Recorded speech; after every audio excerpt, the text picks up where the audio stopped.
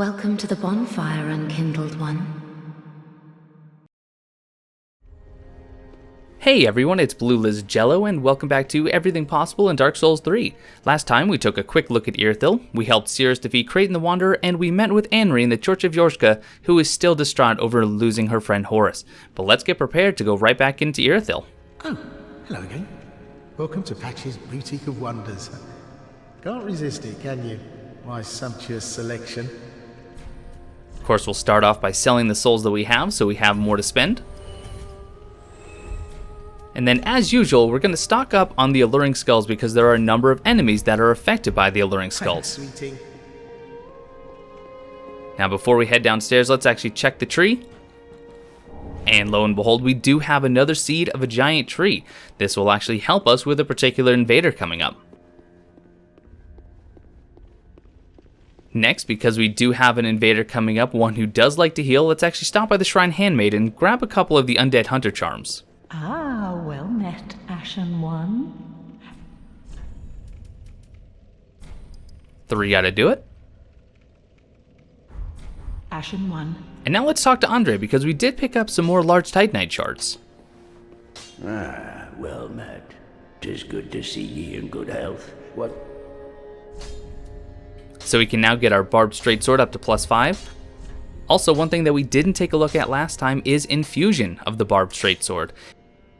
And while it won't improve our attack rating all that much, using a sharp gem will give us a few more points of damage.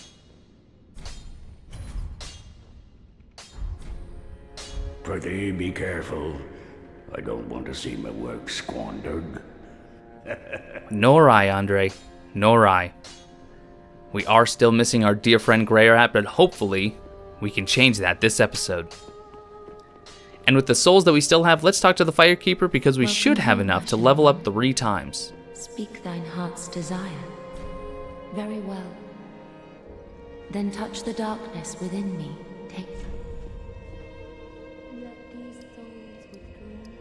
Sure enough, we have enough for 3 levels, and while I did debate putting all 3 into Vigor, I finally decided to just put 1 point into Vigor and 2 more points into Dexterity. Again, any extra damage is going to be greatly appreciated. Farewell, Ashen One. And before we head back to Irithyll, let's go ahead and take a look at our gear. Of course, we're using the Sharp Barbed Sword at +5, Dragon Rider Bow, the Llewellyn Shield, Pyromancy Flame for casting the Karthus Flame Arc, Priest Chime for casting Tears of Denial. We're still wearing the Northern Helm, Drang Armor, Hard Leather Gauntlets, and the Northern Trousers, the Chloranthy Ring, Life Ring, Lingering Dragon Crest Ring to extend the length of our Karthus Flame Arc, and the Saint's Ring so we can use both Tears of Denial and the Karthus Flame Arc because it does take a total of 3 slots.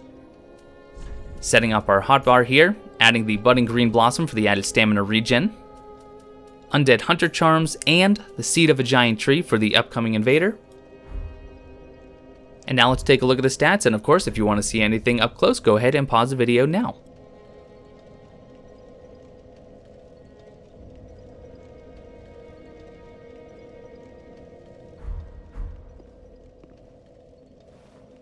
One last thing before we head out, I am going to grab the torch. There is a particular dark area coming up that I want to make sure I can illuminate for you.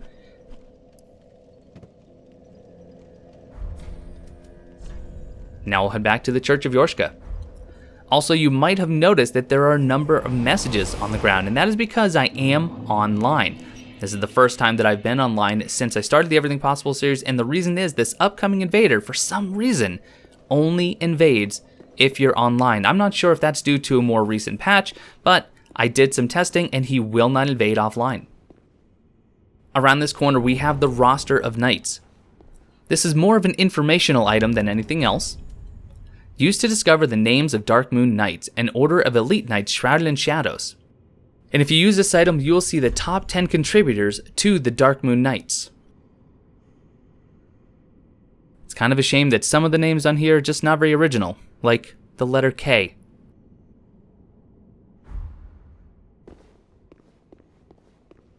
Coming out into this graveyard here, we can see a shiny straight ahead, but it is a trap, and if we look carefully, directly to the right of that tree, And to the right of that gravestone, we can see some glowing eyes. These enemies are Irithyllian slaves. We've already seen them before, but these ones have the ability to become invisible. Also, that item that was a trap, yeah, just a fading soul. Not even worth it. We're going to see a number of these Irithyllian slaves, especially the invisible ones. Fortunately, they are susceptible to alluring skulls. Another fading soul here, and we have a Corvian, but look who's coming. Creighton the Wanderer. So right away, I'm going to get the Corvian's attention and use this seed, so I can at least get the attention turned onto the invader for now. And as I said, for some reason, Creighton will only invade if you're online. The other prerequisite is that you had to have gone into Sirris' world and defeated him there. If you've killed Creighton in Sirris' world, you're embered, and you're online, Creighton will invade you in this graveyard. Doing so will get you his weapon and his armor later on. Now the fight is virtually identical to when you actually fought him along with Sirris. One thing to note is that as a red invading phantom NPC, he is susceptible to alluring skulls. Might seem kinda cheap, but it can definitely get you out of a pinch, especially with someone like Creighton who can do a lot of damage very, very quickly.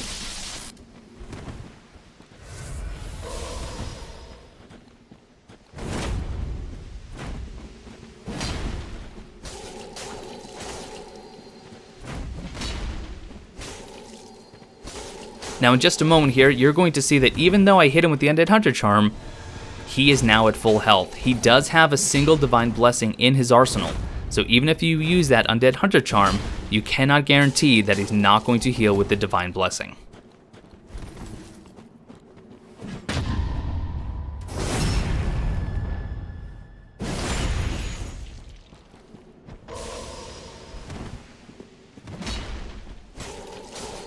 Now that he's used that Divine Blessing though, I can hit him with another Undead Hunter Charm to make sure he can't use his Estus Flasks.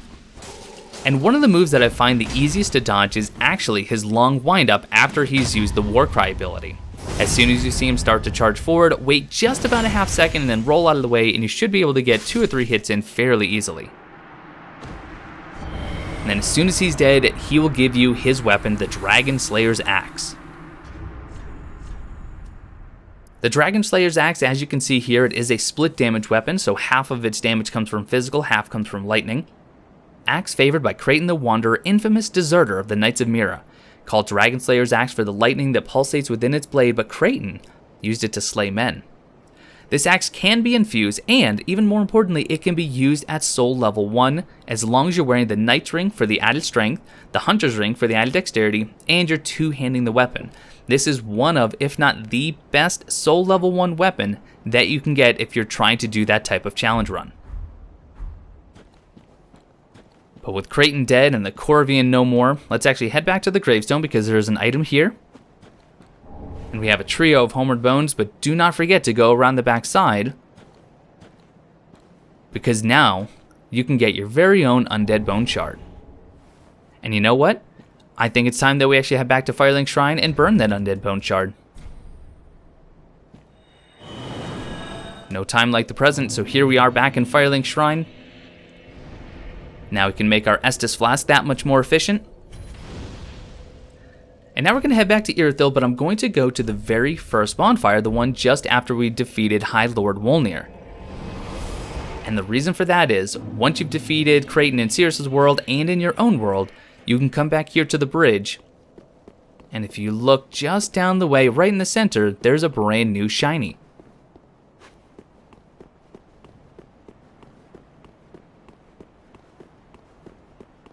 I find it very interesting that this corpse is reaching straight up. This might actually be the only corpse in the game that does that. But on this corpse, we get Creighton's steel mask, the mirror chain mail, gloves, and leggings. That's right, we just got Creighton's armor.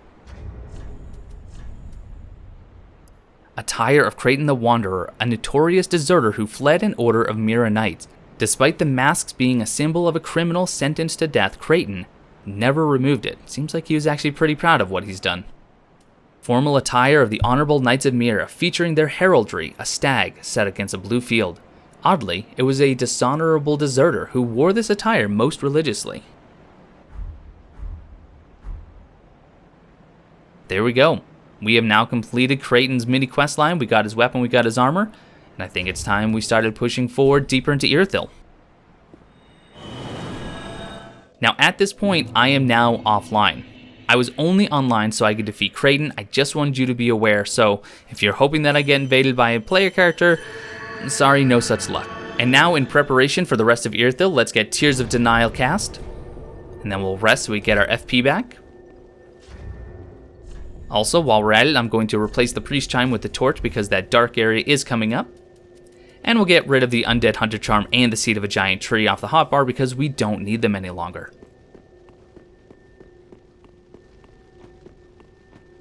We're heading back into the graveyard, but we have no reason to explore it any further. Instead, we're going to take this path down on the left. Getting our Pyromancy Flame out because we are going to want the Flame Arc here in just a moment. And you can see those glowing eyes, indicative of an invisible Irithyllian slave. And down here, even though we can see a shiny on the right, we do see a dog straight ahead. There's actually 3 of them in this next little area. So what I'm going to do is use Karthus Flame Arc, use Alluring Skull to get their attention, and probably throw another one to get them further away. Now I'm going to run in and kill whatever I can. And then as soon as I know the skull is worn off, I will throw another one just for safe measures. Perfect. The Karthus Flame Arc works wonders here because as soon as you hit the dogs once, they will writhe in agony on the floor. And I just realized how terrible that sounds. But at least we picked up a rusted gold coin and 8 kukris. This next area is the dark area I was speaking about, so let's get the torch out. You can see an Irithyllian slave up here waiting for us. And if you just take a look down there, you can see a number of the slaves just waiting for us. And while they are rather slow, because they're invisible, they can sneak up on you and get a couple hits in very, very quickly. In fact, they can do a decent amount of damage with their dagger. So if you're feeling at all claustrophobic or you're feeling that they're just starting to swarm you a bit too much for comfort, use an Alluring Skull to get their attention at least temporarily. You can see these ones crawling along the ground go down very quickly. But it's not just the ones on the ground that you need to worry about. There are a couple up above in the rafters, and if you walk directly underneath them, they will fall on top of you. A couple of blue bug pellets here. Those will actually increase your magic absorption. You remember we used those against the Crystal Sage. Here I am just clearing out a few more of these Irithyllian slaves before I head up that ladder straight ahead.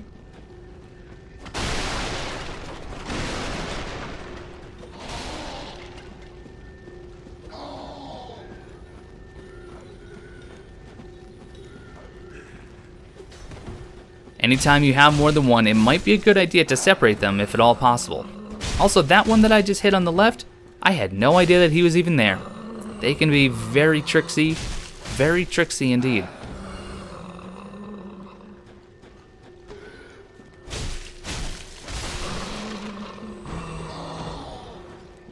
Get this one next to the ladder, and then I want to actually show just how they can fall on top of you if you're not careful. So let's kill this one.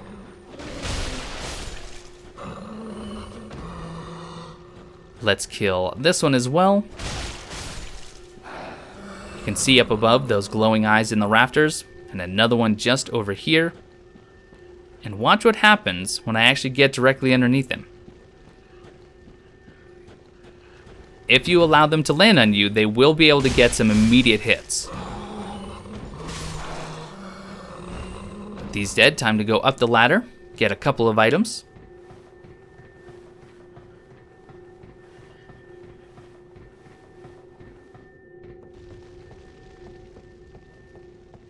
Heading out this door, there are no items, but it is an alternate way down.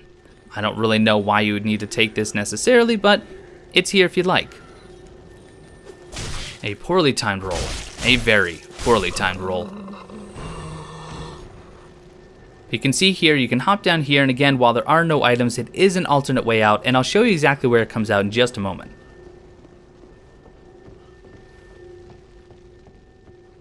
Traversing this rafter will get you a Shriving Stone, which again will undo any infusions on an item. And then over here to the right, we have 2 more of these Irithyllian slaves. One will drop off right away. The other one, if you're quick enough, you can kill. And now at this point, I am going to put on the Silver Cat ring just to avoid any unnecessary fall damage. And we have a treasure chest. Let's take a quick look. Chain is curled around to the back. Doesn't appear to be breathing. Definitely a real chest. And inside we get Yorshka's spear.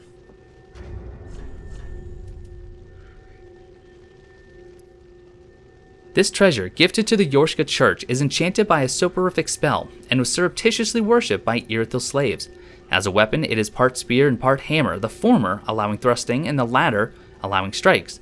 The skill is Pacify, and it borders on useless. When you use this skill, any hit that you actually get off on an enemy will reduce their FP by about 3 to 4 points. This weapon's claim to fame, if it can be called that, is the fact that it has both thrust and strike attacks. Light attacks are thrust, strong attacks are strike. This can be really useful because there are a number of enemies that are weak to either strike or to thrust. Keep in mind that this weapon is upgraded with Twinkling Titanite and it only goes up to +5. Looking down below, we still have the Silver Cat ring on, so we can get a free plunging attack on this last slave here. And now I'm putting back on the Chloranthy ring. Truth be told, I switched the rings a bit prematurely. I could have used it one more time, but that ledge directly above, that is where you would have come out if you used that quote-unquote shortcut. You can see another place that we can drop down, and we do have a shiny with a beady pair of white glowing eyes.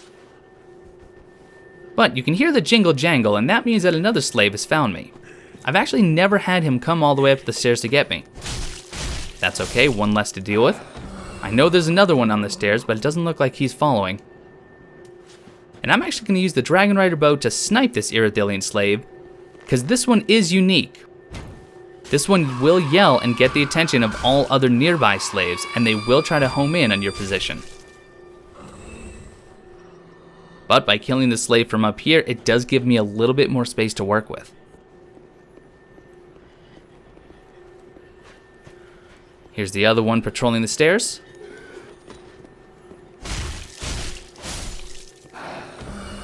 And you can see all the eyes down here slowly shambling their way towards me. Once again, if you're worried about being overrun, an alluring skull here could work wonders.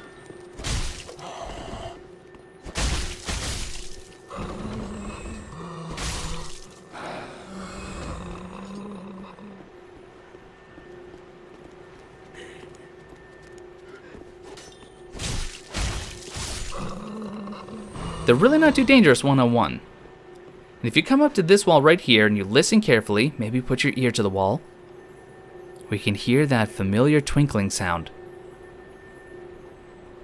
And behind this illusory wall, we have a crystal lizard and a free twinkling titanite. Just a few more Irithyllian slaves to deal with. Doing it this way I find is a lot safer, because if you actually just run down here to kill that one that screams, the problem is a number of these slaves are hidden in the alcoves and they will actually get you surrounded fairly easily. This one was kind enough to drop a blue bug pellet, and over here in this corpse we get our first blood gem. A gem of infused titanite slurped by Irithyll slaves. It's kind of disgusting. In order to infuse a weapon with a blood gem, you have to have given Andre the profane coal, which we don't have yet, and this will either add or enhance any existing bleed buildup on a weapon. While there may be a few situations where it is advantageous to use a blood gem for infusion, it is often more effective to use a physical infusion like heavy or sharp, refined, or even hollow, and then just use a Carthus Rouge to actually use the bleed.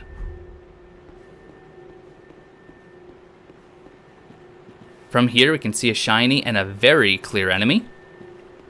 Fortunately for us, just running and plunging will nearly kill it.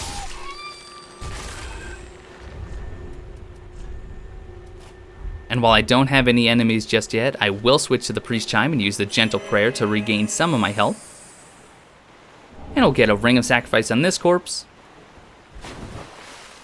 And before I grab this item, I want to show you that that is the bridge that we entered Irithyll on, and if you did not kill the Sulyvahn beast up there, unfortunately it's going to jump down and attack you in this water, and this water does slow you down noticeably. Have some green blossoms here. I remember when I first actually played this game and I was online, I saw a number of bloodstains down here and I couldn't figure out why so many people were dying when there's only 3 sewer centipedes here. They're not particularly dangerous, they're easy to dodge, but a lot of people I thought were dying to them. Turns out, nope, they just didn't kill the beast when they were up on the bridge. Speaking of sewer centipedes, we have a couple more here. Easily dealt with if you go to them first. Whereas if you go and get the item that we're going to pick up in just a moment, they will attack you before you can attack them. And we have a somewhat familiar looking creature here. This is a man-grub, like we saw with Rosaria in the Cathedral of the Deep. This man-grub is holding the Great Heal Miracle. Glorious miracle used by high-ranking clerics. Only a select few have learned to recite this epic tale in its entirety, but those who do are amply rewarded.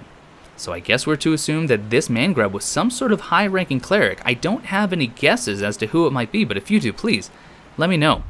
But the Great Heal is actually very effective at healing. It will heal about 550% of your HP based on your spell buff.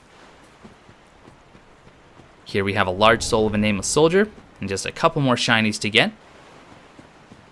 You of course can use the dagger skill quick step to get through this water more quickly. I'm just using rolling so I can maintain my FP. 3 more green blossoms here. You gotta imagine that your character would be pretty dizzy after some time. Another green blossom here, and let's take a quick look at our surroundings. Straight ahead we have Irithyll Dungeon, which we're not going to go into just yet for a very specific reason. There's Londor Castle and the Mausoleum in Farron Keep. And of course there's the bridge that we entered Irithyll on. That would be the way towards the Irithyll dungeon. I do not recommend going in there now because it is very easy to mess up Siegward's quest and unfortunately allow Greirat to die at this point.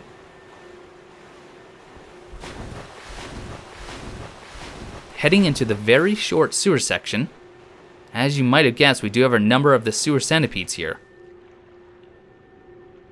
If you recall, these are the enemies that you can farm the budding green blossoms from, although I have to warn you, they don't have a very good drop rate. More often than not, you're going to get dung pies or standard green blossoms.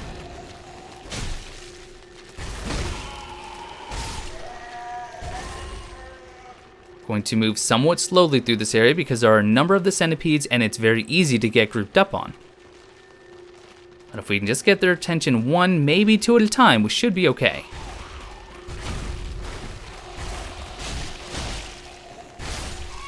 One more dead. Over here, we have 3 dung pies. Hooray.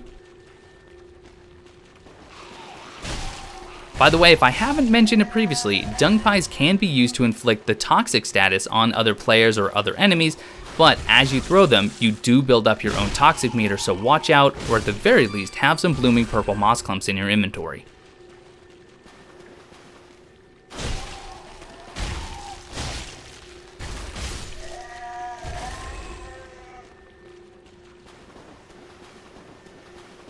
Another corpse over here to loot, and wouldn't you know, 3 more dung pies.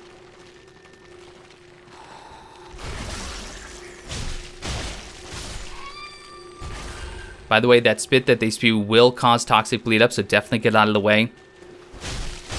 And over here we have 3 of the sewer centipedes, and what you don't want to see is a corpse behind them holding an item.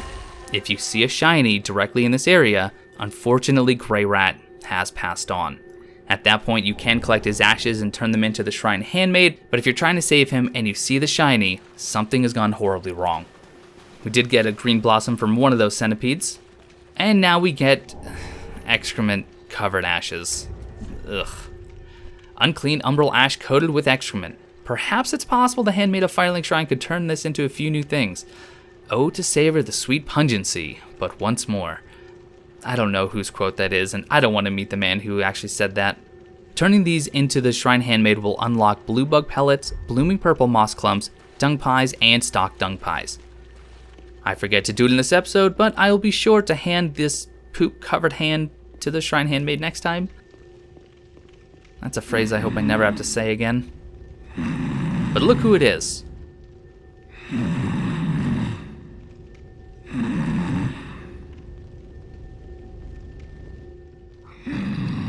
I guess he made it out of the well.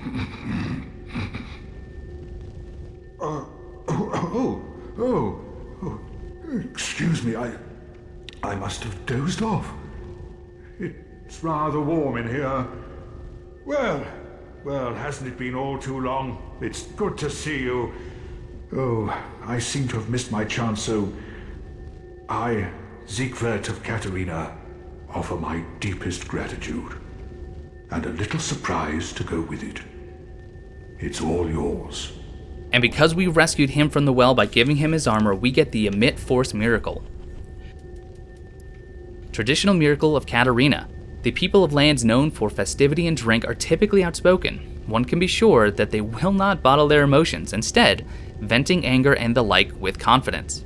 This miracle deals physical damage by emitting a shockwave out in front of you. It's like a long-range force, but it actually deals damage. I know. Won't you join me for dinner? I make a fine Esther soup. I've got some stewing right now. Even we undead deserve a little normalcy from time to time. And finally, upon this rendezvous, let us make a toast. And he also gives us another Siegward. To your valor, my sword, and our sworn duties. Long may the sun shine. And then we get to partake in some delicious Estes soup. Have you heard? Somewhere, hidden right here in Irithyll, is a deep dungeon. And even below that, the profaned capital, home of Yhorm, the reclusive giant lord. That reminds me, I've a grave promise to keep. Oh, sorry. I'm afraid I've cast a cloud over things. Well, I'm going to have myself a little nap. Of course The you are. only thing to do, really, after a nice toast. And with that, he takes yet another nap. And we won't see him again until Irithyll Dungeon. If you are low on health, there actually is a fresh batch of Estes soup right here for you. Now, if you don't find Siegward here, once again, that means something has gone wrong, and it might be that you didn't give his armor to him in the well just outside of the Cathedral of the Deep. In this room, unfortunately, I don't spend too much time actually looking at all these paintings, but these paintings are a reference to the previous Dark Souls games. From my understanding, and if I'm wrong, please do correct me in the comments, we have a painting of Frozen Eliam Lois, the Duke's Archives, Queen Nishandra, Broom Tower from the Old Iron King DLC, Anor Londo, and of course Princess Guinevere. And what would Princess Guinevere be without the Silver Knights? Especially this one who seems all too fond of staring at her painting. Now these Silver Knights do have some new tricks in their arsenal, including that lightning-infused blade of theirs. If they come at you with that, it is fairly easy to roll under it. Just keep in mind that they can use that attack either once, twice, or 3 times in a row. But if you know that they're using a physical attack, it is definitely worth trying to get the parry. These particular Silver Knights do not respawn, and they do have some guaranteed drops.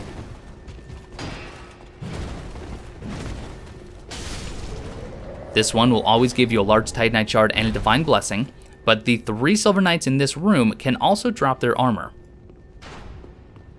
Avoiding the great arrows, let's head upstairs.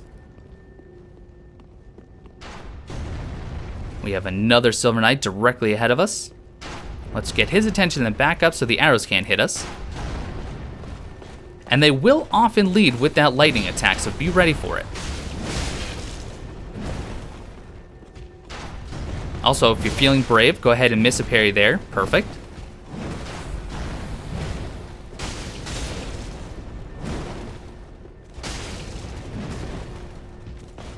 Here's the lightning again. There's 1. There's 2. I would say most often I see them do that attack twice in a row, but I've definitely been caught off guard by the 3-attack combo before. This one will always give you 2 large Titanite Shards. Also, I wanted to show you that in these urns, there is a frostbite cloud. And the longer you stay in it, the faster your frostbite meter will build up. At this point, I am actually going to use a Rime Blue Moss Clump just to get rid of that buildup, because there are some more urns near this next Silver Knight, and I don't want to be frostbitten while I fight him.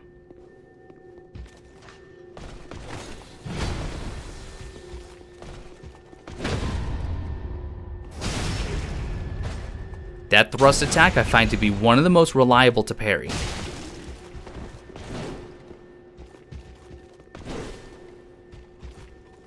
And if you actually get away from him far enough, you will actually get him to pull his bow out, which will give you a couple of free hits. 1, 2, and no third. Good. And from this knight, you will always get 2 large Titanite shards. Now let's do some backtracking, but not go down the stairs yet. We do have some urns that we unfortunately have to roll through, but as long as we're quick about it, our meter won't go up too much. And we have normal chest 1, 2, and 3. We can tell because of the way the chains are. And in this chest, we get the Leo ring. Chest number 2, Smo's Great Hammer. And chest number 3, another Divine Blessing. Now let's take a look at those first 2 items. Ring associated with Dragonslayer Ornstein, one of the 4 Knights of Gwyn, the First Lord. By the way, the other 3 knights were Artorias, Hawkeye Goth, and Chiron. Ornstein was the first knight of the sun's eldest born, and his crossbeard is said to have pierced scales made of stone. We're going to hear more about the sun's firstborn later on in this episode. The Leo ring will increase counter damage by any thrust attacks by 15%.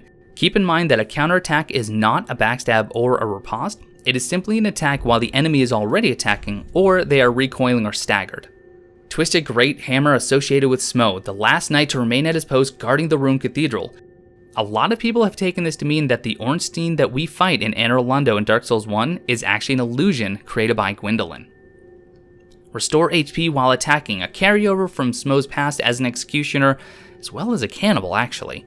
This item is upgraded with Twinkling Titanite and does get a B scaling in strength at +4 and +5. You do need 45 strength in order to one-hand it, only 30 to two-hand, but just keep in mind that this lifesteal ability is borderline negligible. You only get about 2 HP per successful hit. Hardly worth it. But we are done with this little section, so let's head down the stairs and head back outside. And we're gonna meet a familiar face, someone we haven't seen in a little while. Because if Yuria is angry with you, then you have an event coming up. So let's head back to the timeline formerly known as Beige. Some people complained about the color scheme that I used, so I decided to tone it down quite a bit. And frankly, this is a lot easier in my eyes, that's for sure. If any of you have a name for this, please, let me know. I have no idea what color this is. But as long as Yuria is still upset with you, you can be invaded a second time by the Londor Pale Shade. So let's first get rid of these dogs.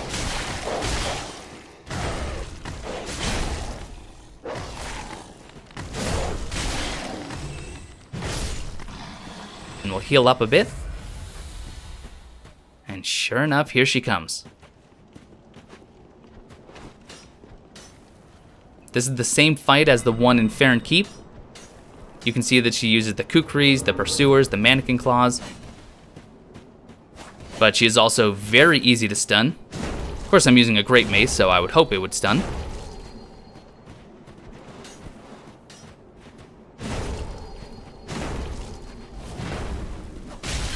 You can see, however, that the damage she can do should not be underestimated.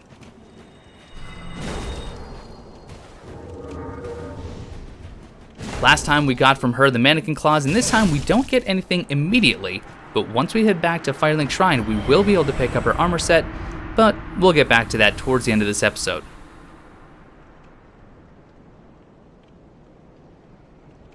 And now back to our regularly scheduled Leylani. Now you already got a peek of what's to come up these stairs. We do have some dogs, so alluring skulls are certainly going to be our friend.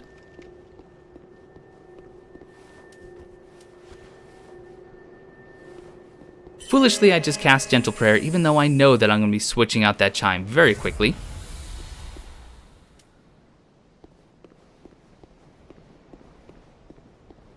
But in the meantime, let's throw an Alluring Skull, get these dogs' attention.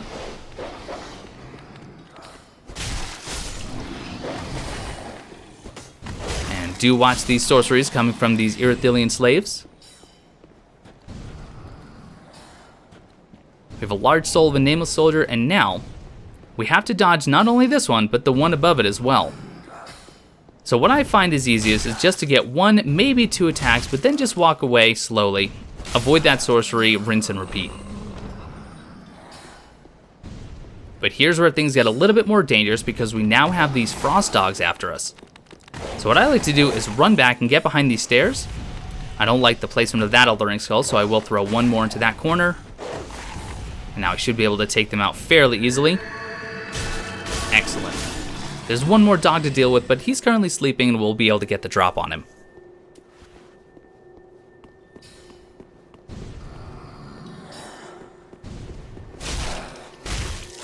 You can see more slaves casting their sorceries at us, but we can get behind this large statue. There's the last dog. Now just time our attacks right. A hit, back up. A hit, 2 hits, back up. 1 more to deal with. Very simple when they're alone. Now before we head in that elevator, let's grab this large Titanite shard here. And now we can head to the elevator, go upstairs, and unlock a very good shortcut, just in case you do die in this next run.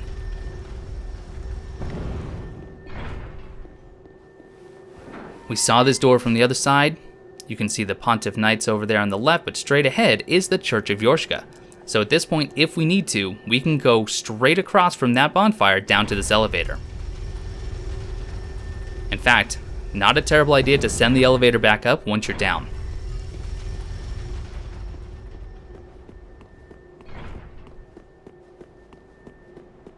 Now this next room has a number of Irithyllian slaves as well as the jars that can cause frostbite. We're not going to attack it from this lower position, instead we're actually going to get up above. But in order to get up above, we actually first have to go down. Over here on the left, taking a look down, we have a little bit of a fall and a shiny. Fortunately, thanks to Sirris, we have the silver cat ring. And then we can drop down with style. And over here we have another large Titanite shard. Let's get rid of that silver cat ring, we don't need it anymore. And we're going to climb this ladder and actually get to a higher position above that room we were just looking into.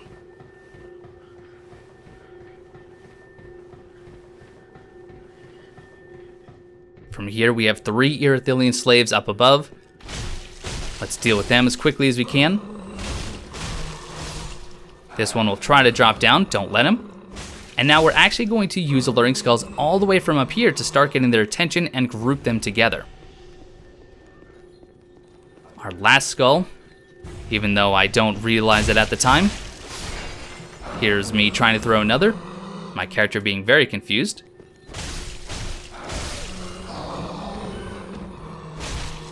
But we nearly got all of them while they were under the influence of the skull, so cleaning up the rest is not a big deal. And we get 2 more blue bug pellets here. Now I do recommend killing them even if you don't need those blue bug pellets, because coming up we do have some more Pontiff Knights and you don't want the slaves coming up from behind when you're fighting them.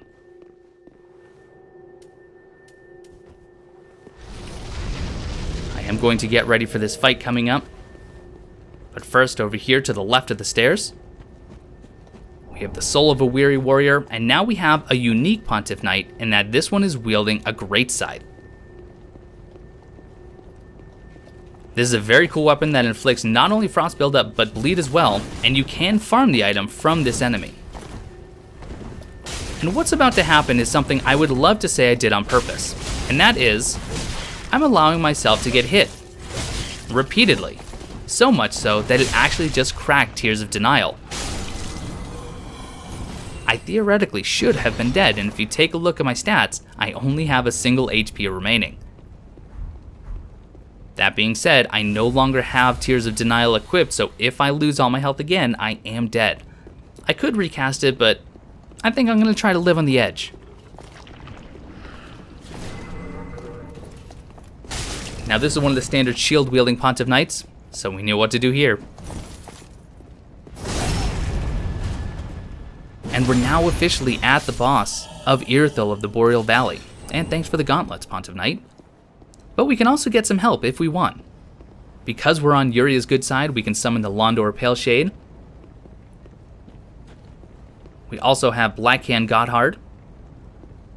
And last but most certainly not least, Anri of Astora can join us for the fight. We will be fighting this boss solo because we don't actually have the need for any of these summons. There's no questline associated with bringing them into this fight. There's the item that we actually saw from below, but we don't want to hop down there while all those Pontiff Knights and the Fire Witch are available. So instead, let's head down these stairs. And let's open this gate that we saw from the other side that's going to prove to be an immensely helpful shortcut. Of course, once we deal with these slaves. One here, and then another one off to the right, who is not appearing for some reason. Of course, not until he decides to stab me.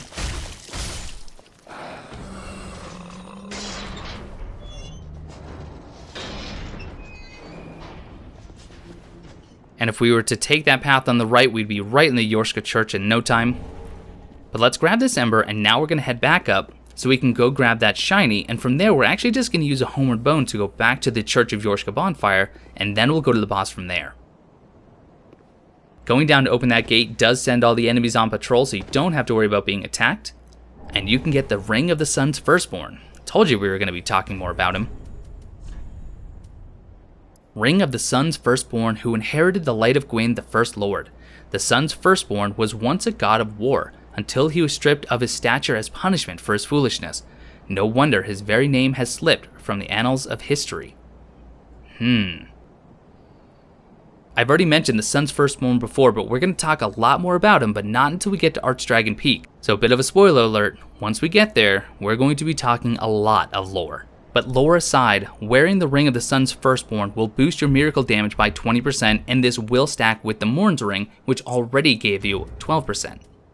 But like I said, let's use a homeward bone, not deal with these enemies, and head back to the church. And here we're going to do some preparation for the boss. First, let's use Tears of Denial. Now we're actually going to change our gear a bit. Get rid of the Saint's Ring, switch it for the Lloyd Sword Ring just for the little bit of extra damage. Get rid of the chime and the bow altogether. And get rid of anything on the hotbar that we don't need for the fight. And now we're going to rest to get our FP back, but also, because we took out the Saint's Ring, it actually got rid of our Karthus Flame Arc, and that is the spell that we want to use.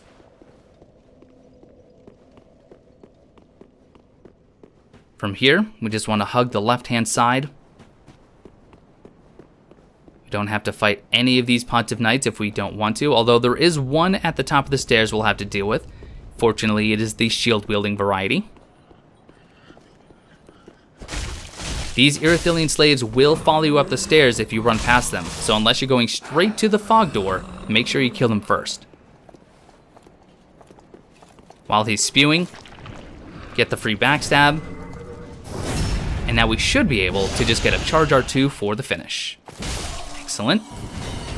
The scythe-wielding Pontiff Knight is far enough so that he's not going to aggro, and I'm not going to deal with him. So let's just head right into the boss arena and take on Pontiff Sulyvahn. Now he does not aggro from this far away, so we have time to use our Karthus Flame Arc, eat our Budding Green Blossom, and get ready for the parry. If you can learn the timing, that is the most reliable time to parry Pontiff Sulyvahn. I've also found that if you immediately circle to his left, you should be able to get a second parry right away. And because he's about 50% HP, he is going to go into his next phase here. He's going to sprout some feathery wings. And now, as soon as he raises his glowing magic sword, this is when the next phase starts, and that he actually summons a ghostly clone of himself. Now this clone does have his own health bar, but it is not tied to Pontiff Sulyvahn's. In other words, as you damage him, you can kill him and make him disappear, but you're not actually doing any damage to the boss. Some people like to make it a point to focus on the clone to get rid of him as quickly as possible. Others, myself included, like to actually keep him around because the clone tells you what attacks the Pontiff is going to do. If you actually pay attention to the clone, any attack that he does, the Pontiff then follows up with. So if it's an attack that can easily be dodged and punished, dodge it once, then dodge it again when the Pontiff actually uses it, and then run in for the attacks. Now, while you might be saying, wow, Blue, you just got about 90% of his health down very, very quickly. This fight's not going to take long at all. Well, the beginning of the fight, I can handle very well. This part, not so much. At this point, it's all about just finding your opportunity and exploiting it. You can see here I did just kill his clone. Unfortunately, without his clone, his combo attacks become fast and furious. And if you stay too close, you're bound to get hit by 1, if not 7. Also, he will just resummon a new clone. Now, the Pontiff is not particularly weak to anything other than thrust attacks. So even though I used the Cardless Flame Arc and I did get him to bleed once, those are not things he's very weak against. It just adds a little bit of bonus damage. But at this point, I'll take what I can get.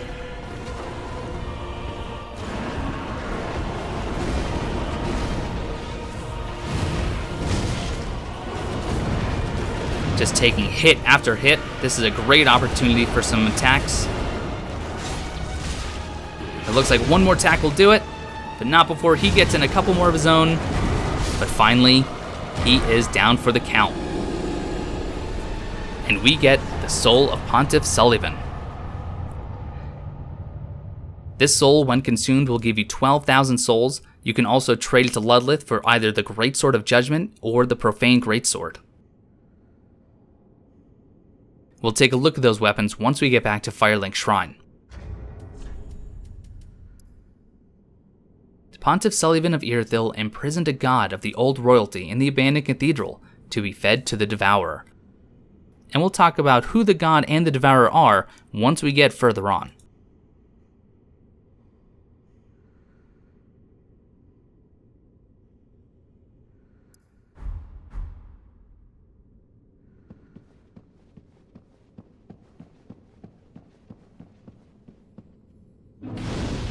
Now, there are some items here in the boss arena, but you have to go outside and around, and we'll grab those items once we cover that section.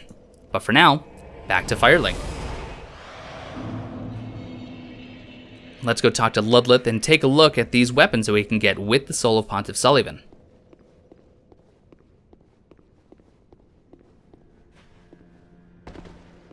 Aha, thou'rt returned, and a fine day it is.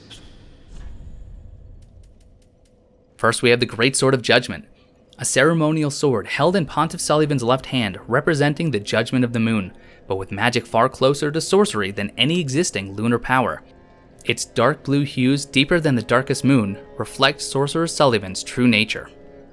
This weapon does have split physical and magic damage, but it does gain a very powerful, albeit brief, magic buff after you use the weapon skill.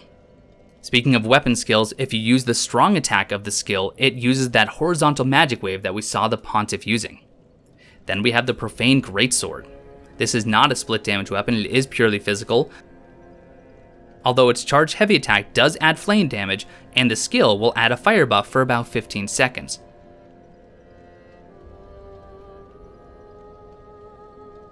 A ceremonial sword held in Pontiff Sulyvahn's right hand, representing the Profaned Flame. Long ago, when Sulyvahn was yet a young sorcerer, he discovered the profaned capital in an unfading flame below a distant tundra of Irithyll, and a burning ambition took root within him. We're going to hear more about the profaned flame and the capital next time. Now, before we head down these stairs, let's check back in with the timeline formerly known as Beige. Because we killed the Londor Pale Shade for a second time, head back to where Yol and Yuria would be, and we'll find a corpse here with the complete Londor Pale Shade armor set. Sneering Mask is a gold mask worn by those who kill in the name of the Sable Church of Londor. A faint, kindly smile is bound to its surface, giving them the moniker Harlots of Death. What lies beneath that expression, however, is nothing more than the face of a darkly shriveled hollow. Attire worn by those who kill in the name of the Sable Church of Londor. The pale shades of the Sable Church are all undying hollows, giving rise to much fear and contempt. Their fight is one of neither honor nor exaltation, yielding nothing but withered moans. But now, without any further ado, let's head back to Leylani and see if our dear friend the thief has returned. And sure enough, hi Greirat. Oh, then we're both safe and sound. Thank the gods for that. I don't like getting things so close. I might have died if it wasn't for that peculiar onion night. But in the end, it all paid off. Take a good look. They're sure to be of some use. Once Greirat has made it safely back from his expedition to Irithyll, he will sell a Divine Blessing, a Hidden Blessing, 3 Twinkling Titanites, 3 Titanite Scales, the Scholar Candlestick, the Lothric Knight Sword, the Lothric Knight Greatsword, the Lothric Knight Longspear, the Lothric Knight Shield, the Lothric Knight Great Shield, Moonlight Arrows, Dragon Slayer Great Arrows, Dragon Slayer Lightning Great Arrows, and Lightning Bolts. Even though I mentioned this previously, I will emphasize yet again that either Siegward or Patches can save him depending on what you did in the Cathedral of the Deep. Bore. What good is thievery if you've nowhere to go? You've gone to both the Undead Settlement and Irithyll, and unfortunately you're going to ask me to go out a third time, and it's going to break my heart to let you go. Anyway, ladies and gentlemen, that is going to do it for this episode of Everything Possible and Dark Souls 3. I hope you learned something, and if you did, please leave me a comment below and let me know what you learned, and if I missed something, as always, let me know that as well so we can all keep learning. But I thank you all so much for watching, and I will see you next time.